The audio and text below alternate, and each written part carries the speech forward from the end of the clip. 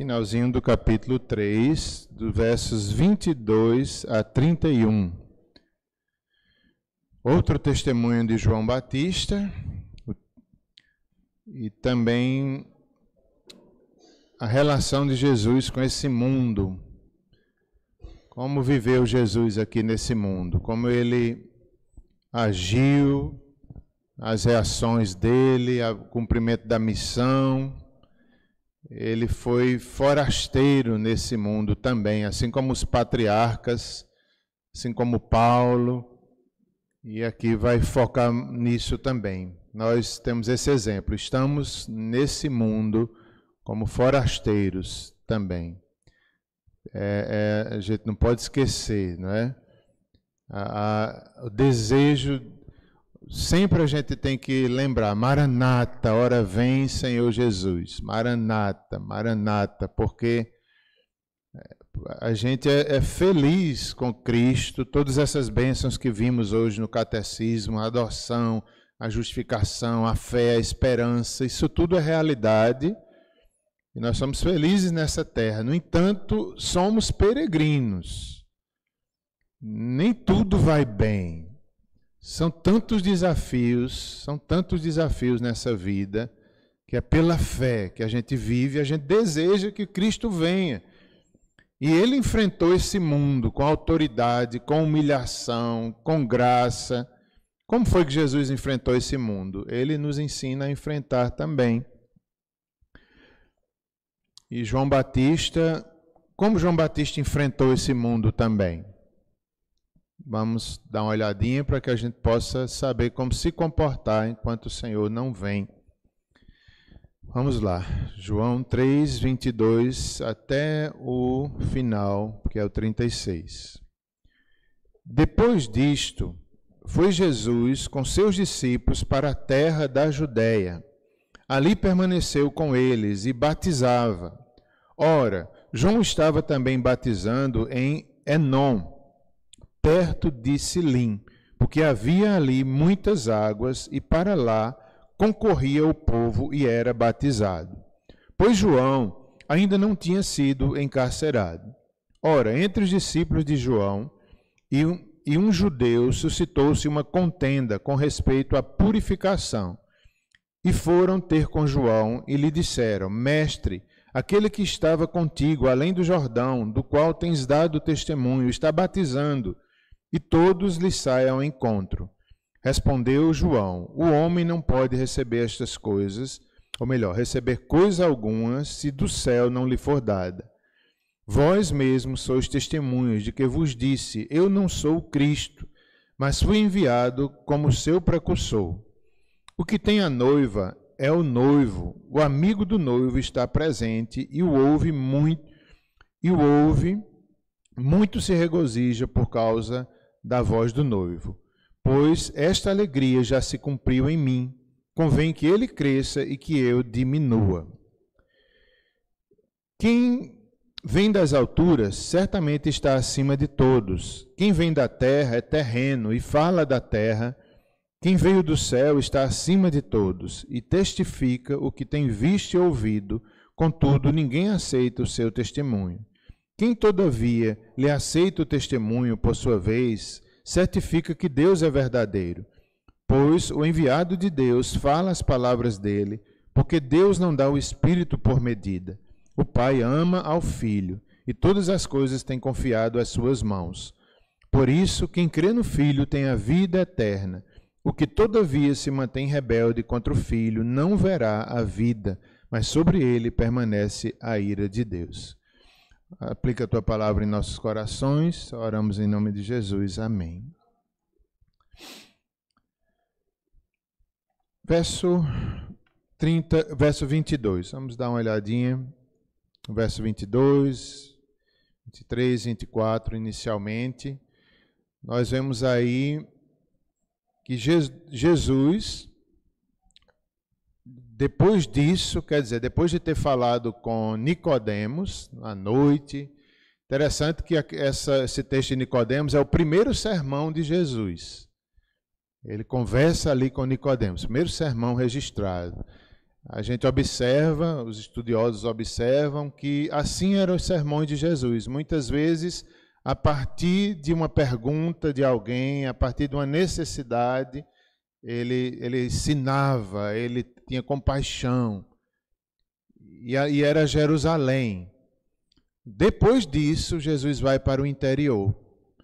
Muitas vezes Jesus ia para o interior, porque ali em Jerusalém não era fácil, as discussões, a perseguição, a rejeição a ele era muito grande em Jerusalém, pelas lideranças.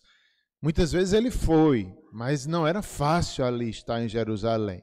Tanto é que Nicodemos vai à noite ter com ele, pode ser que tenha a ver com isso. Mas, enfim, Jesus agora, ele vai para o interior, como muitas vezes foi, e lá ele ensina. Os discípulos mais chegados iam com ele, porque eles deixaram tudo.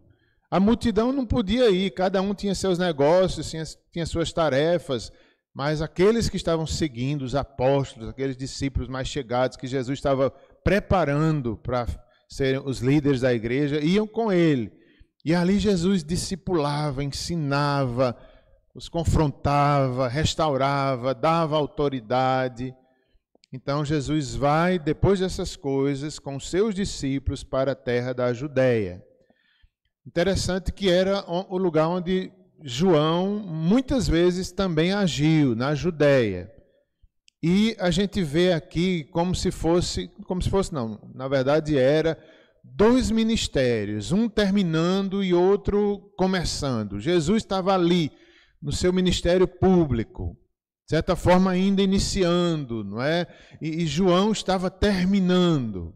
Os dois estavam batizando e não havia incoerências, não havia disputa. Os discípulos e os religiosos é que fazia, pergunta a um, pergunta a outro, queria fazer briga entre Jesus e João Batista, mas eles não brigavam. Eles sabiam, um estava terminando o ministério. A gente precisa, essa aula tem esse objetivo, ensinar, ou melhor, tem essa aplicação. Ensinar a gente a terminar a tarefa que Deus colocou em nossas mãos, o ministério. Terminar, como João Batista terminou, com alegria, passando o bastão para Jesus, nesse caso aqui. Que ele era apenas o precursor, ele era apenas uma voz no deserto. E ele se humilhou, ele soube sair de cena, ele soube dizer, não é sobre mim, é sobre ele. O meu ministério era esse, era apresentá-lo, era preparar o caminho para o Messias, a ele seguir. E os discípulos de João Batista agora estavam migrando para Jesus, e ele não estava triste por isso. Ele estava feliz, que era esse o objetivo da vida dele. Como todos nós precisamos aprender isso, a saber passar o bastão, a não morrer de depressão nessa hora, não precisa mais de mim, né? Todo mundo passa isso, seja no ministério, seja na família, seja quando um filho casa, né? O ninho vazio, que falam aí, então, não precisa mais de mim. Não, a gente tem que saber, especialmente na questão ministerial, saber começar e terminar bem, como João Batista sabe terminar bem. De fato, não é fácil, mas é o caminho. E a gente vê aqui que João Batista, ele se alegrava por ser o amigo do noivo. Ele disse, eu não sou o noivo, eu sou apenas o amigo do noivo, e nisso eu me alegro e eu estou satisfeito, como diz aí, cheio de alegria, o versículo do 29 para o 30. Como é que uma pessoa está sendo ali, ele sabia que podia morrer, morreu de fato, sabia que podia ser preso, mas está alegre, terminando bem, porque cumpriu a missão, foi fiel até o fim, trabalhou até o fim, que ele podia dizer, Jesus já está aí batizando, então eu vou me aposentar. Não, ele batizava também, porque era o mesmo batismo, na verdade batismos diferentes, mas era a mesma essência, em essência era o mesmo batismo. Então, por quê? Porque João Batista batizava, falava sobre o arrependimento, mas ali mostrando Cristo. Era também um batismo cristocêntrico. Cristo mesmo provavelmente não batizava, mas os seus discípulos em seu nome, na autoridade que ele deu. Homens humanos, falhos, batizavam com água. O que batiza com o Espírito Santo é Jesus, mas homens falhos, apóstolos, batizavam com água. Então, João batizou até o fim. Às vezes a gente não fica, né? Não, o outro já chegou, não vou fazer mais nada, não. Não é assim. Então, ele foi, versículo 22, para a terra da Judéia, né? Mais no interior. Indo, ali permaneceu com eles e batizava. Jesus, como já disse, ele mesmo não batizava, provavelmente, mas os seus discípulos, em seu nome, na autoridade que ele deu, batizava com água, mas ele era o batizador com o Espírito Santo. É Jesus que batiza com o Espírito Santo. Nós já vimos aqui, todo crente é batizado com o Espírito Santo. Quando cremos, a operação do Espírito em nós é o batismo no Espírito Santo. Verso 23. Ora, João estava também batizando em Enom, perto de Salim, porque havia ali muitas águas e para lá concorria o povo e era batizado. Nessa época já não vinha muita gente ao encontro de João Batista, mas ainda vinha alguns, estava diminuindo. Os discípulos, o povo agora estava indo para Jesus, mas alguns ainda vinham ali, João Batista ainda pregava e batizava. Agora não mais no Jordão, mas nessa cidade, no Enom, não muito conhecida na Bíblia. Parece que somente aqui ele é citado, era 75 quilômetros de Jerusalém, já em Samaria, já perto de Samaria ou em Samaria. E tem vários ensinos aqui, que João, ele não batizou somente no Jordão, onde Jesus foi batizado. Ele poderia dizer, não, então, já que Jesus foi batizado no Jordão, todo mundo tem que ser no Jordão, e João não saía do Jordão. Não, João não tinha esse apego ao Rio Jordão. Tem que ser no Rio Jordão. Não, ele foi para outra região que tinha águas lá também. Alguns estudiosos falam que talvez não eram nem águas tão profundas, águas talvez rios ou alguma coisa assim, não tão profundos, mas suficientes para o batismo. Isso é interessante, a gente não está ligado. Eu vejo que muitas vezes tem gente que vai para Jerusalém para se batizar no Jordão. Não precisa disso. O batismo é pela fé, é o Espírito que nos sela, aqui ou lá, ou sendo de coração, sendo submisso a Cristo, arrependido dos pecados. Não é a quantidade de água, muita ou pouca água no Jordão, não, é a fé, é o arrependimento, é o reconhecimento do senhorio de Cristo, que é o Filho de Deus que veio a esse mundo. Aquele que crê e for batizado será salvo. João era assim, né, simples, e foi para essa outra região, e o povo ainda ia para ser batizado no batismo de João, batismo de arrependimento. Pois João, verso 24, ainda não tinha sido encarcerado, mas estava perto. O Evangelho de João não narra muita coisa sobre o encarceramento de João Batista. Os outros evangelhos, alguns sim, dá detalhes, como ele foi perseguido, aquela festa, pediram a cabeça dele, não é? E ele foi morto, foi encarcerado, mas aqui não fala detalhes, mas nós sabemos porque os outros evangelistas deram mais detalhes. Então, é isso, né? É o fim de um ministério. Ministério, serviço, trabalho, dedicação, ministrar, servir. Jesus começa a aparecer.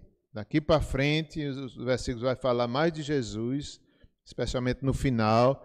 E essa era a missão de Jesus, o ministério de Jesus, servir, viajar, não tinha casa própria. Ele serviu, ele se esforçou o máximo para salvar, para pregar.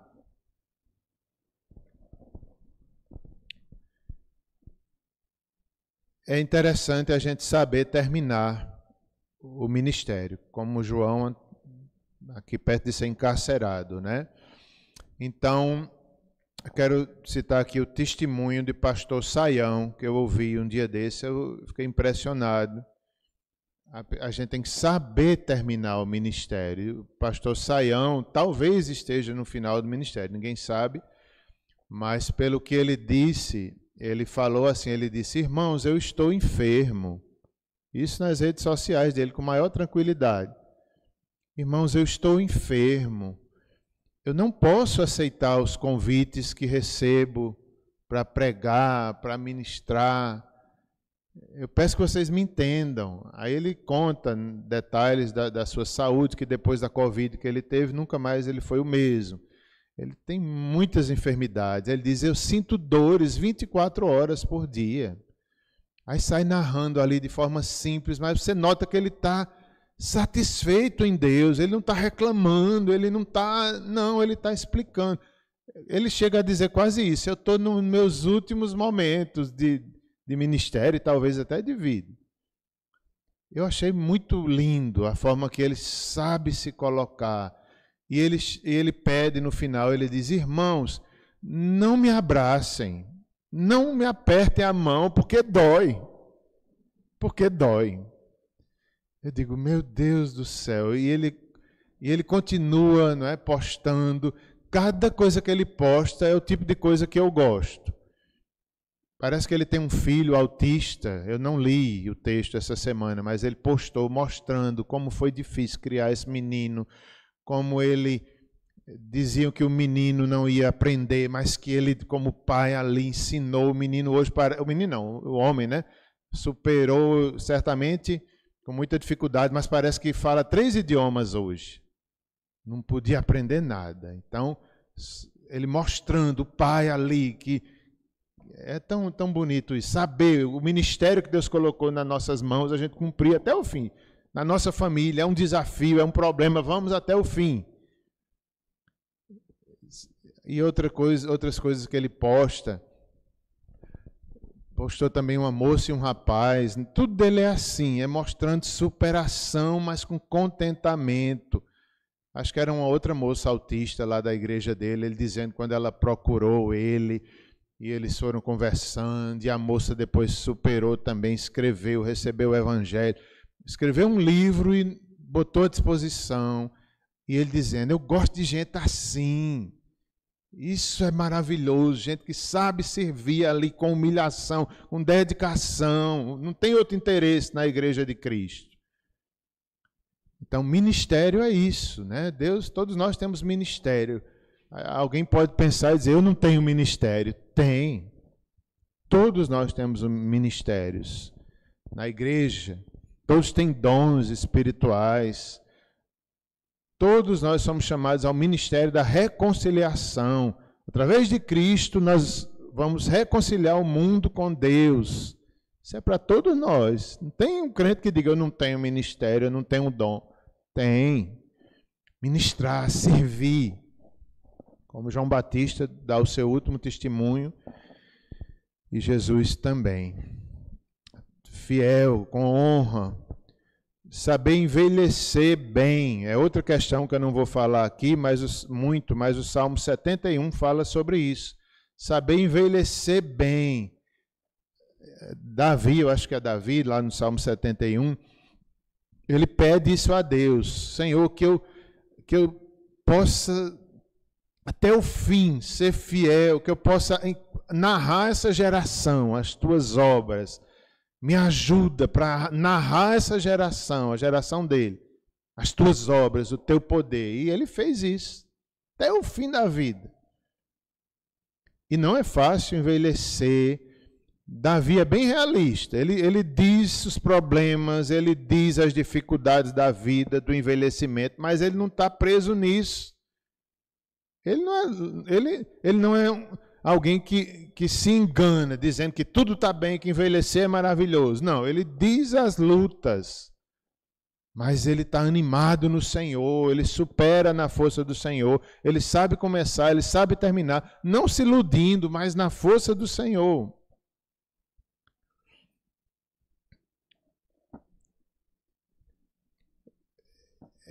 Verso 25. Não, vamos ainda dar uma olhadinha em algumas questões antes de entrar no 25. Segundo o comentarista Matteo Henry, tem algumas outras questões aqui ainda importantes nesse início aqui desses versículos.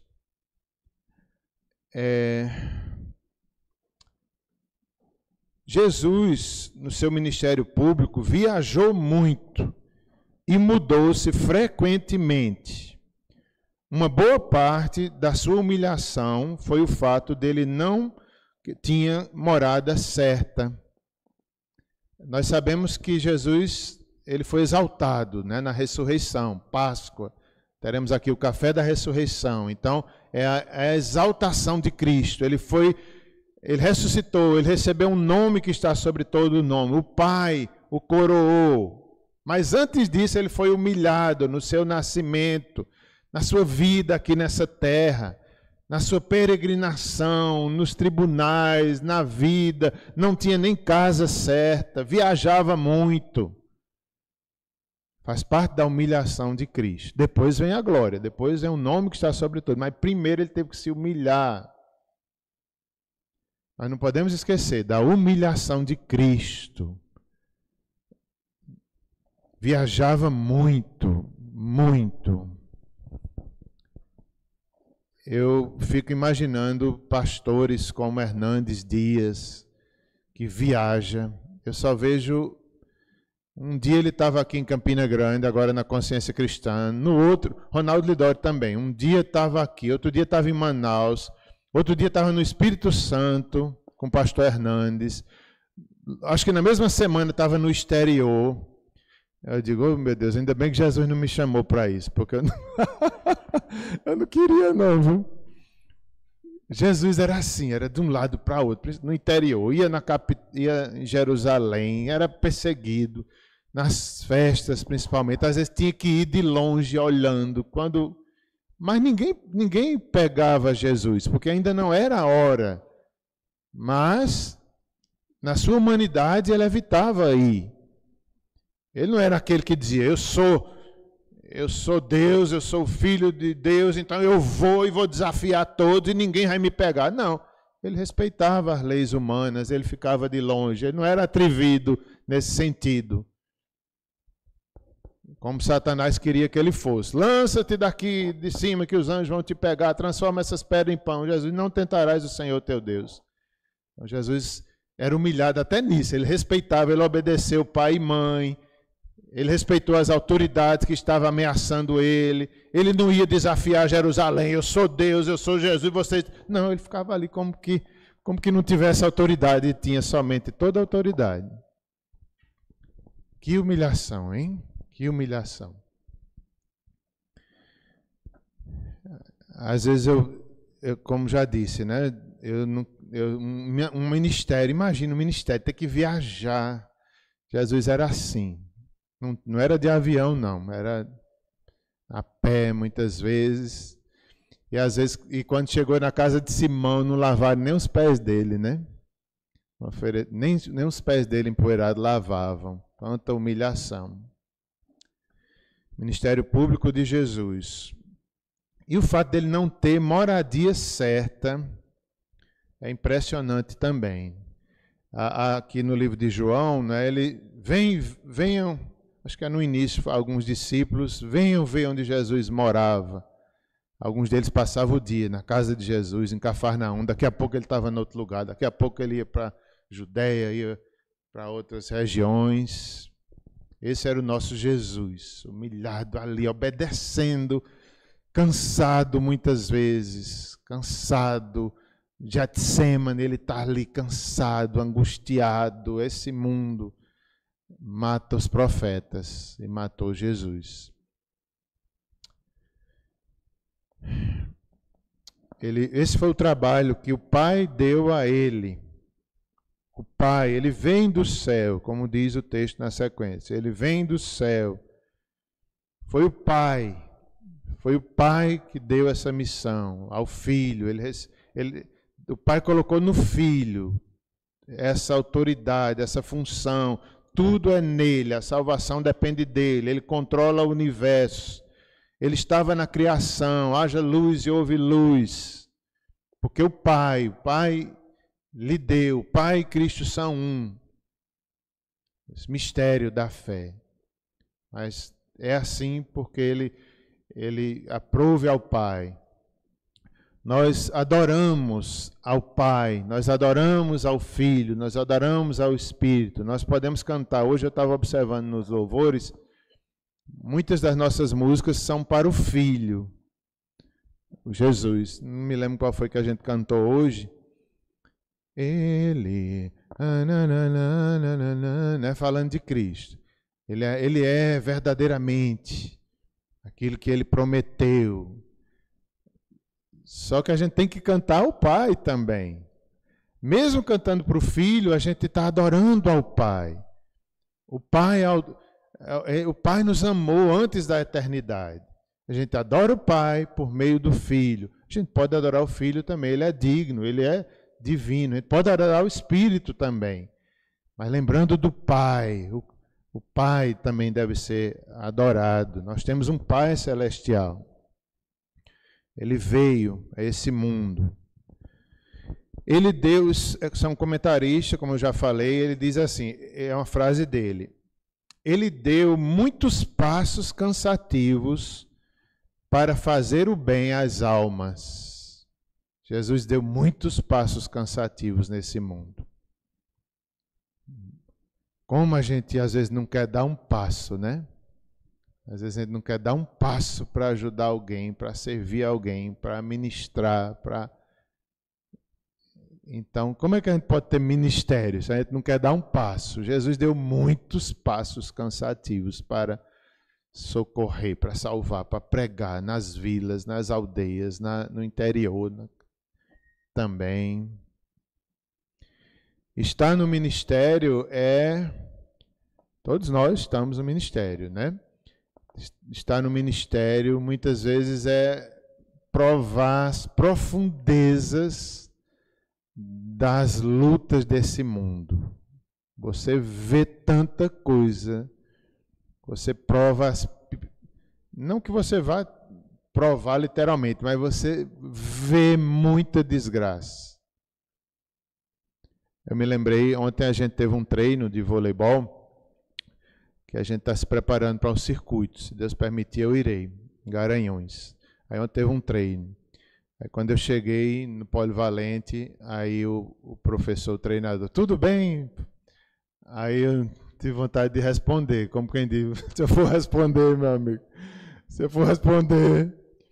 Aí eu disse, tudo bem. Ele falou, graças a Deus, eu disse, graças a Deus. Né? Mas ali na hora eu imaginei o tanto de luta que eu passei essa semana, o tanto de luta que eu vou passar essa outra que eu já estou sabendo. Tantas lutas, irmãos. Hein? Fora as que eu não sei ainda, fora as bênçãos que virão junto, porque junto com a tribulação vem as bênçãos, né? Aí na hora eu me esqueço de tudo, vou jogar, vou bater na bola, glória a Deus, mas cheio de problema. Cheio de problema. Cheio de problema. Vocês nem sabem, eu não posso nem dizer a vocês o tanto de problema, o tanto de luta. Não posso não dizer não. Mas é assim, é assim que se vive, né? Com foco em Deus, vivendo pela fé, como Cristo, muitas vezes se humilhando ali, glorificando a Deus, exaltando, enfrentando as lutas da vida. São muitas, meus irmãos, são muitas. Vocês, cada um tem a sua. Não estou dizendo que a minha é maior, não. Mas quem está no ministério deve lembrar disso. Você vai provar muitas lutas. No mesmo dia você vai para o enterro, no mesmo dia você vai para uma festa. Mesmo dia. Mesmo dia. Hoje mesmo a gente vai comemorar 80 anos de papai, daqui a pouquinho, se Deus quiser, a família vai estar reunida. Mas vocês não imaginam as lutas, mas vamos comemorar, o Senhor é digno, Deus está conosco, vamos fazer uma festa para a glória de Deus. Se fosse olhar as circunstâncias, a gente nem fazia. É a vida, Deus está conosco, há coisas mais importantes a celebrar. Entende? Então Jesus era assim, ele vivia, ele enfrentava, ele estava ali, João Batista seguindo os seus passos. O sol da justiça percorreu um grande circuito para difundir sua luz e calor, baseado no Salmo 19:6. Quer dizer, o sol da justiça. O mundo queria apagar sua luz, mas não podia. O sol da justiça percorreu grande circuito para difundir sua luz e calor. E ele foi, ele fez. Ele é a luz do mundo. Ele conseguiu, ele foi fiel até o fim. Nele há toda luz, nele não há treva alguma. Ele veio para tirar o pecado desse mundo e cumpriu. Ele é o sol da justiça, a luz do mundo.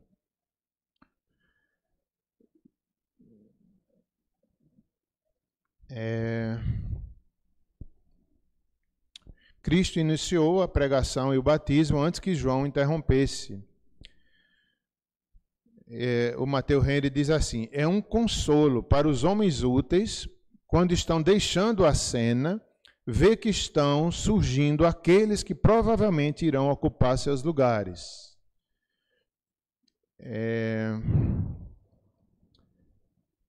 Interessante também essa questão, né? A satisfação de João em ver que estava surgindo, o Cristo estava ali já.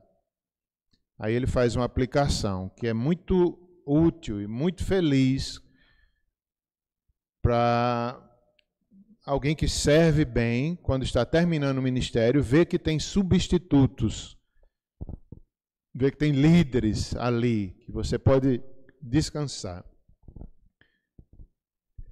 Realmente é tão importante isso, né? A gente saber dar o lugar aos outros. Saber que a cadeira não é nossa, é de Deus, senta nela quem Deus quer. A gente precisa segurar a nossa cadeira e ninguém senta aqui, é minha e eu carrego essa cadeira por onde eu for, tolice. Se tem outro sentar na sua cadeira, deixe, se for Deus, né? Claro, se for também o mal, se for algum falso profeta, a gente não vai deixar, não. Se for um falso profeta, a gente tira a cadeira, bota para correr, né, pastoreiro? Mas se for Deus levantando, deixa alguém sentar, a cadeira não é sua, não. O ministério não é seu, não. Departamento infantil, né, Clênia? Não é de Clênia, não. Não é de Simone, não. Deus pode levantar outras pessoas e glória a Deus. Às vezes a gente fica, sou eu, é meu ministério. A UPA, né, Carla? A UPA é de Carla. É não. É não, né, Carla? É de Ivande, então. Não, também não. Então a gente está, quanto o Senhor quiser, amém. Não, se o Senhor tem outra pessoa, a gente saber sair, deixar, não é minha não, Senhor. O ministério é teu. Saber entrar e sair. Há tanta briga em igrejas, não é? Às vezes ministérios independentes. Uma vez eu vi um vídeo, acho que era verdade, não sei, né? Tem tanto fake hoje em dia, mas era uma igreja onde o pastor estava ordenando o seu filho quase à força. Porque tinha que ter alguém ali da família para não perder a autoridade da igreja. E ele dizia no vídeo, mais ou menos assim, vai ser ordenado, nem que não queira, nem que não tenha ministério, mas vai. Na minha casa é assim. Eu digo, meu Deus. Talvez pelo poder, né, para manter um substituto. Não é assim na igreja. Às vezes Timóteo pergunta, pai, não sei o que, eu tenho que ser pastor. Eu digo, não, meu filho. Não tem que ser pastor não, meu filho. Mas se Deus lhe chamar, seja. Eu acho que não, pastor. Eu acho que não. Tudo bem, meu filho. Minha pretensão não é formar um pastor, não. É formar discípulos de Cristo. Discípulos que vê-lo servindo a Deus, estou satisfeito. Seja onde for. Seja em qualquer coisa da igreja. Não precisa ser pastor, não. Mas se for, vai ser bom também, mesma forma. João nos ensina isso, né? Deus João apóstolo, usando o testemunho de João Batista, nos ensina isso. Verso 25, grande discussão entre os discípulos de João e um judeu. Suscitou-se uma contenda com respeito à purificação. Então, não vale a pena essas discussões pela lei, pelas festas, pelos rituais judaicos. Aquela época era uma época de transição. Jesus era judeu, João Batista. Então, eles não brigavam, mas o povo queria brigar por isso. Eles dois não brigavam, eram só corpo. Nunca você vê João Batista falando mal de Jesus, discordando. Não, eles pregavam a mesma mensagem. Agora o povo ficava provocando um, provocando o outro, discussões e a lei, não sei o que, coisas que não valiam a pena. Nem são muito citadas aqui. Como a gente perde tempo, às vezes, nisso. No legalismo e na lei e tal coisa. Tem tantas outras coisas importantes. Não vale a pena. A gente perde muito tempo com discussões carnais. E às vezes parecem espirituais, mas são extremamente carnais as nossas discussões. Parece que a gente é o mais espiritual de todos, mas é o mais carnal de todos. Estou defendendo a fé, eu tenho razão. A gente não sabe como a gente está sendo carnal, achando que é amor, achando que é... Agora, claro que a discussão que vale a pena, sim. Há coisas que a gente tem que discutir, que a gente tem que tratar, que a gente tem que falar, tem que dizer, tem que corrigir, isso a gente não pode fugir. Aqui é outra coisa. São discussões que não valem a pena. Outras valem a pena de forma respeitosa e amorosa, sim, a gente precisa discutir. Verso 26, e foram ter com João e lhe disseram, mestre, aquele que estava contigo além do Jordão, do qual tens dado testemunho, está batizando, e todos lhe saem ao encontro. Respondeu João, o homem não pode receber coisa alguma, se do céu não lhe for dada. Vós mesmos sois testemunhas de que eu vos disse, eu não sou o Cristo, mas fui enviado como seu precursor.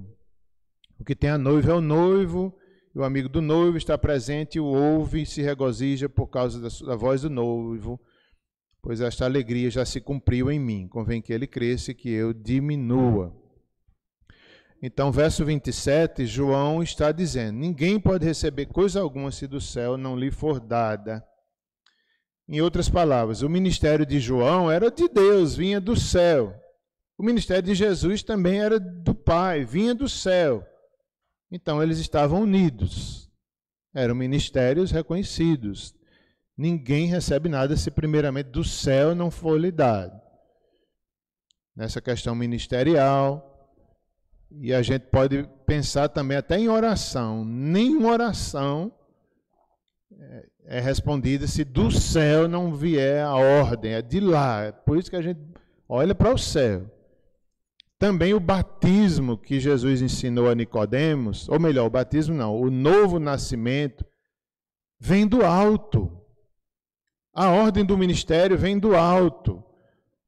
O nascer de novo nasce do alto. Todos aqueles que são chamados para vir a Cristo, só quem escuta e reconhece o ministério de Jesus é quem é tocado pelo alto. Só os que se convertem, só os que devem ser batizados, são aqueles que entendem esse mistério, que entendem que Cristo é o Filho de Deus. É um milagre do alto, é nascer do alto. São os filhos do reino, que o mundo não vai entender nunca. Então, vem do alto. O homem não pode receber coisa alguma, nem mesmo, muito menos a salvação, se do céu não lhe for dada.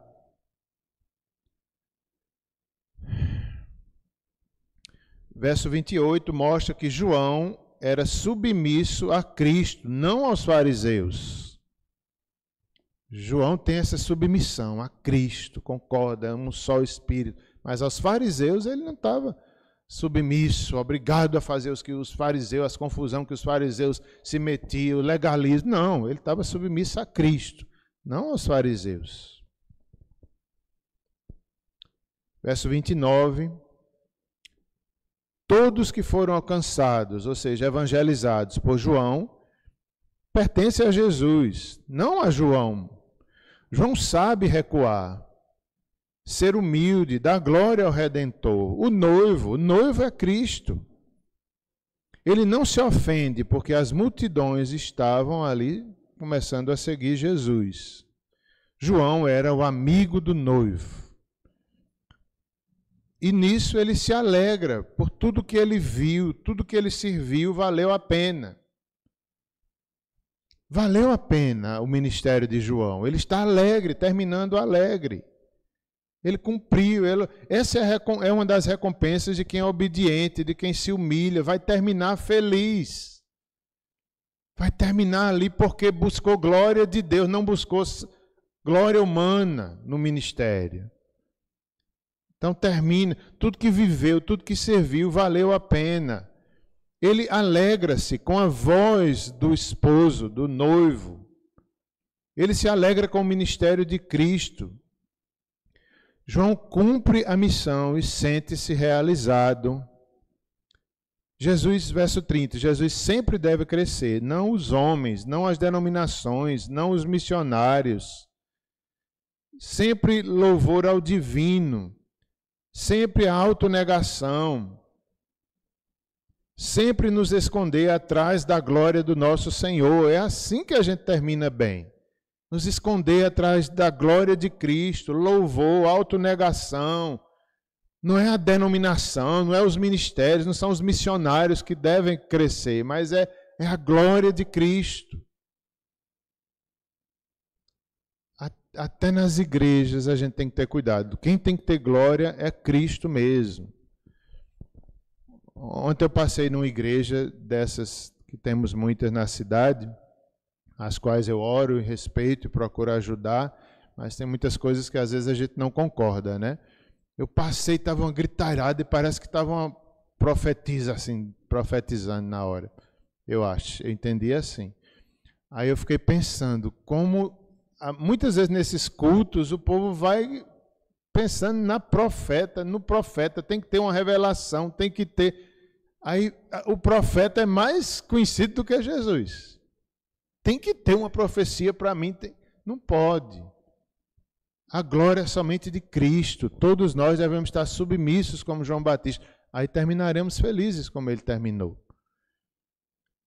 Não é as denominações, não são os missionários, não o homem. Né? No nosso caso, a presbiteriana, tem gente que pensa que a presbiteriana é a única igreja fiel. Não é, não. A única não. Tem gente fiel em outras denominações sérias.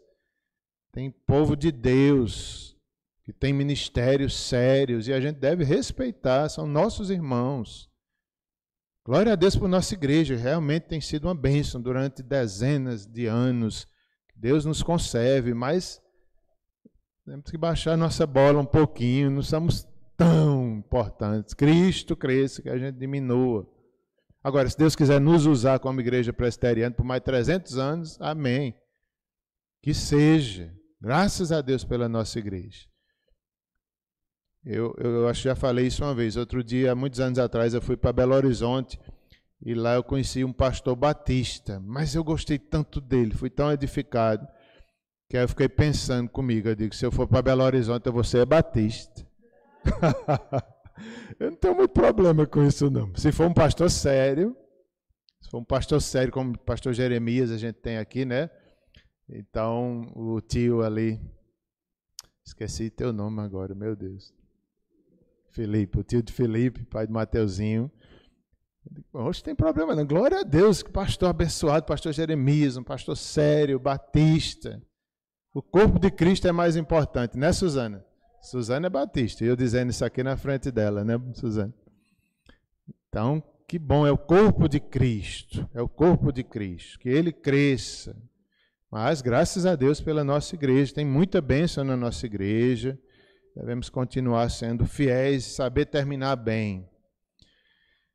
Pois é, ele não era o noivo, ele era o amigo do noivo. E nisso ele estava satisfeito. Verso 31, a relação de Jesus com o mundo. Quem vem das alturas certamente está acima de todos. Quem vem da terra é terreno e fala da terra. Quem veio do céu está acima de todos. Nós devemos lembrar disso. Jesus vem do céu, ele tinha plena comunhão com o Pai. E ele fala as coisas celestiais. Ele está aqui ensinando coisas celestiais a pessoas terrenas. Então, no entendimento terreno, era pela fé, tinha que se render, tinha que se dobrar diante do senhorio dele. O Espírito tinha que agir para poder terrenos entender a mensagem celestial. Então ele vem das alturas e o Espírito nos dá esse entendimento. A gente passa a pensar nas coisas eternas, a gente passa a não só pensar no terreno. Há um entendimento, o Evangelho traz esse entendimento. Não desprezando as coisas terrenas, porque foi Deus que criou a terra. A terra é boa também, é mau o pecado. Mas nós devemos pensar mais nas coisas celestiais. E Cristo vem de lá. Ele está acima de tudo. Todos. Testifica, verso 32. E testifico que tem visto e ouvido, contudo ninguém aceita o seu testemunho.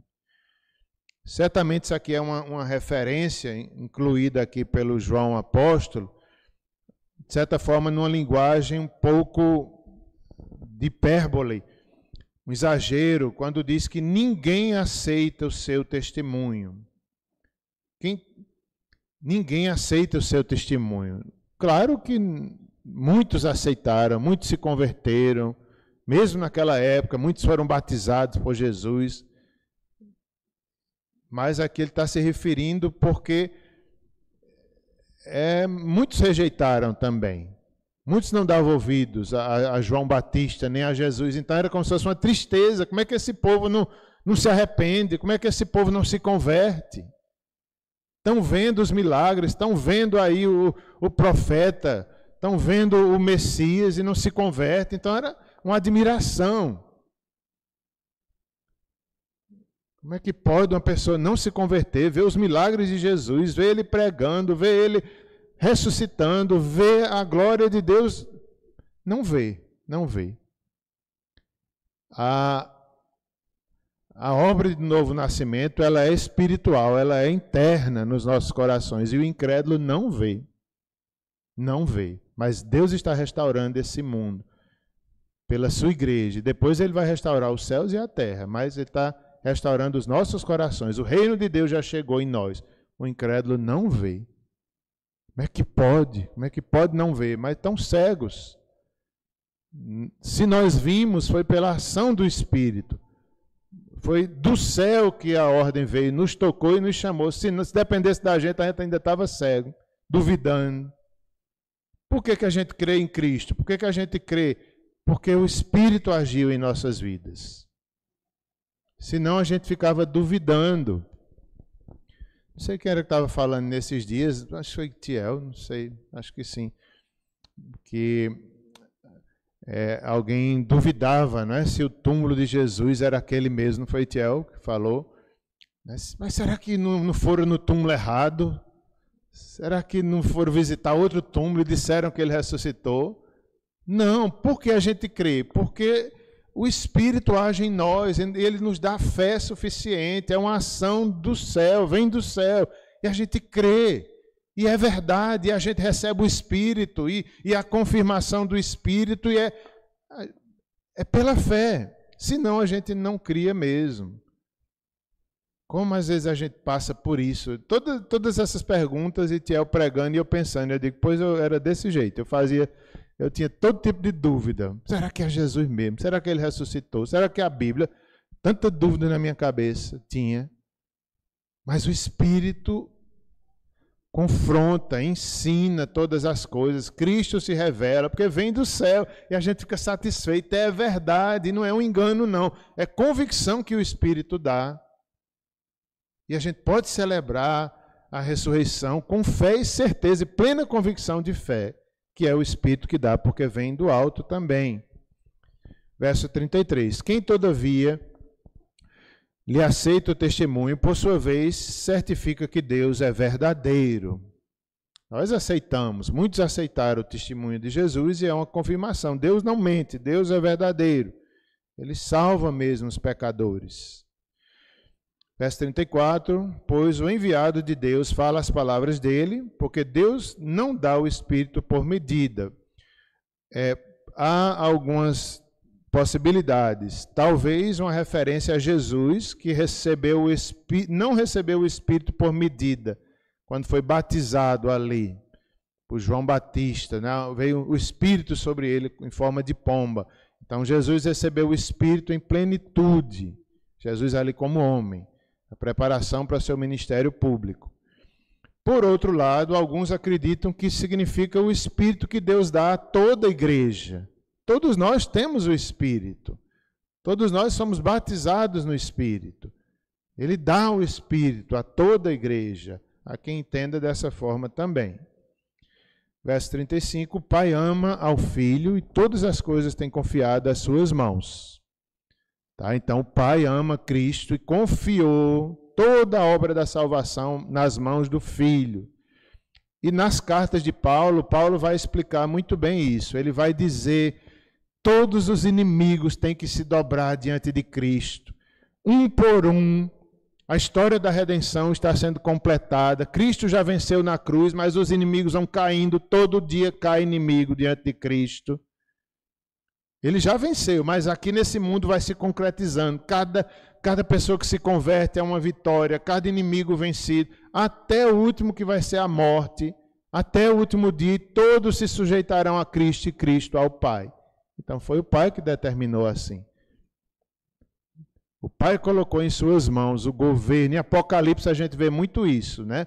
O Pai, Cristo ali no seu trono, ele regendo as nações, os anjos, os governos, a ira de Deus. Fala desse texto também, vai falar no final sobre a ira de Deus. A gente também vê em Apocalipse. Um dia haverá justiça, um dia haverá castigo para os desobedientes, para os rebeldes. A ira de Deus estava sobre nós, pecadores, mas caiu sobre Cristo ao invés de cair sobre nós. O Pai ama o Filho, novamente, verso 35, e todas as coisas têm confiado às suas mãos. Verso 36, e o último. Por isso, quem crê no Filho tem a vida eterna. O que todavia se mantém rebelde contra o Filho não verá a vida, mas sobre ele permanece a ira de Deus. Nós já nascemos debaixo da ira de Deus por causa do pecado. Mas por crer em Cristo, por crer na obra de Deus, nós somos libertos, salvos, perdoados. E a ira de Deus não está mais sobre nós, mas sim a misericórdia. Quem rejeita o Filho permanece na rebeldia. Em outras palavras, rebeldia é desobediência. Quem desobedece os mandamentos de Deus está mostrando que não tem o Filho. Não adianta dizer, eu tenho, eu creio, mas se sua vida está desobediente, está mostrando que não tem. Então, é uma consequência do senhorio de Cristo, é uma vida de obediência. A vida eterna. Não devemos nos manter rebeldes, mas sim arrependidos e submissos. Quem fizer isso verá a vida e não a ira de Deus. A vida eterna. A vida eterna, né? Vamos finalizar pensando sobre a vida eterna. Será que a gente quer a vida eterna de verdade mesmo? Buscar as coisas do alto? Será que nós vivemos com foco na eternidade? É a forma que Jesus viveu, né? Se humilhando, mas olhando para o Pai, obedecendo ao Pai, pensando no fruto do seu penoso trabalho. Um dia Jesus verá plenamente o fruto do seu penoso trabalho na eternidade. Filhos e filhas redimidos, transformados, santificados na eternidade. A vida eterna. a comunhão com o Pai eterna, servindo para sempre, conscientemente. Seremos nós mesmos, os crentes redimidos, longe do pecado, para sempre na presença de Deus, seguros, não mais nesse mundo tão inseguro, onde nós somos peregrinos, como nossos pais do passado foram. Assim somos peregrinos, mas um dia isso vai se acabar, a vida eterna, o reino pleno chegará, a vida em Cristo. Nós devemos desejar isso. Nesse mundo nós peregrinamos mesmo, não tem um dia que a gente não peregrine. No dia mais feliz da nossa vida a gente ainda tem peregrinações a fazer. Mas é possível, pela fé, vencer o mundo. Jesus venceu esse mundo e nós vencemos. Jesus venceu e a igreja vence nele, por meio dele. E por fim a vida eterna. Por fim a vida eterna. As lutas, né, as enfermidades, a morte, o pecado, tudo já foi vencido por Cristo e esse é nosso final. Longe da ira de Deus, mas perto da sua bondade, da sua misericórdia, já agora e por toda a eternidade. Vamos orar. Senhor Deus, obrigado por essa obra que veio do céu e alcançou nossos corações, Senhor. Não veio de nós mesmos, mas veio do Pai, que enviou para nós e nós a recebemos. E nós entendemos o milagre da salvação, o Espírito agiu, e hoje nós vivemos nessa vida nova que o Senhor nos deu. Obrigado pela humilhação de Cristo, Ele foi humilde até o fim, mas recebeu um nome que está sobre todo nome. Dá-nos perseverança. Abençoa os nossos ministérios também, Senhor, que possamos cumpri-lo com fidelidade até o fim, todos nós, nos nossos ministérios, Senhor. Que possamos nos alegrar com tudo que Deus tem feito em nós, através de nós. Grandes coisas tem feito o Senhor por nós, por isso estamos alegres. Amém. Você tem